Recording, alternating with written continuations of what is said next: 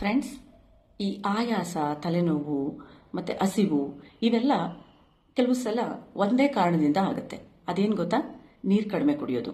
So friends, ಎಷ್ಟೋ ಜನಕ್ಕೆ ಗೊತ್ತು ನಮ್ಮ ದೇಹದ ಅತಿ ಹೆಚ್ಚು ಭಾಗ ನೀರಿನಿಂದನೇ ಕೂಡಿರೋದು, 70% ನೀರಿಂದನೇ ಆಗಿರೋದು ಅಂತ. ಆದರೂ ಇಡೀ ದಿನದಲ್ಲಿ ಎಷ್ಟೋ ಜನ ತುಂಬ ಕಡಿಮೆ ನೀರು ಕುಡಿತಾರೆ.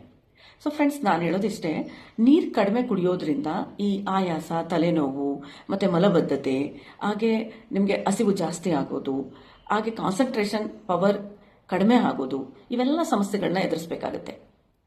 ಸೊ ನಾನು ಕೇಳೋದಿಷ್ಟೇ, ಯಾಕೆ ನೀವು ಬಾಯಾರಿಕೆ ಆಗೋವರೆಗೂ ನೀರು ಕುಡಿಯೋದಕ್ಕೆ ಕಾಯ್ತಾ ಇದ್ದೀರಾ? ಸೊ ಇವಾಗಲೇ ಇಡೀ ದಿನದಲ್ಲಿ ಮಧ್ಯ ಮಧ್ಯ ಸ್ವಲ್ಪ ಸ್ವಲ್ಪ ನೀರು ಕುಡಿಯೋ ಅಭ್ಯಾಸಗಳನ್ನ ಮಾಡ್ಕೊಳ್ಳಿ. ಹಾಗೆ ತುಂಬ ಜನ ಕೇಳ್ತಾರೆ, ಮೇಡಮ್ ನಾನು ಎಷ್ಟು ಕುಡಿಬೇಕು ನೀರು ಅಂತ.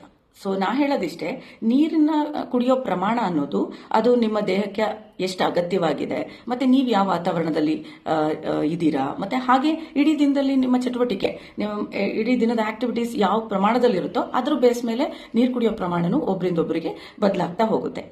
ಸೊ ಫ್ರೆಂಡ್ಸ್, ನಾ ಹೇಳೋದಿಷ್ಟೇ, ಒಂದು ಸರಳ ಅಭ್ಯಾಸ ನಮ್ಮ ಇಡೀ ಜೀವನನ ಬದಲಾಯಿಸುತ್ತೆ. ಹಾಗೆ ಔಷಧಿ ಬೇಕಾಗೋ ಮೊದಲೇ ಒಳ್ಳೆ ಅಭ್ಯಾಸನ ಪ್ರಾರಂಭ ಮಾಡಿ, ಮತ್ತು ಈಗಲೇ ನೀರು ಕುಡಿಯೋ ಅಭ್ಯಾಸನ ಶುರು ಮಾಡಿ. ಮತ್ತು ಫ್ರೆಂಡ್ಸ್, ಇವತ್ತೆಲ್ಲ ನೀವು ವಾಚ್ ಮಾಡಿ ಎಷ್ಟು ನೀರು ಕುಡಿದ್ರಿ ಅಂತ.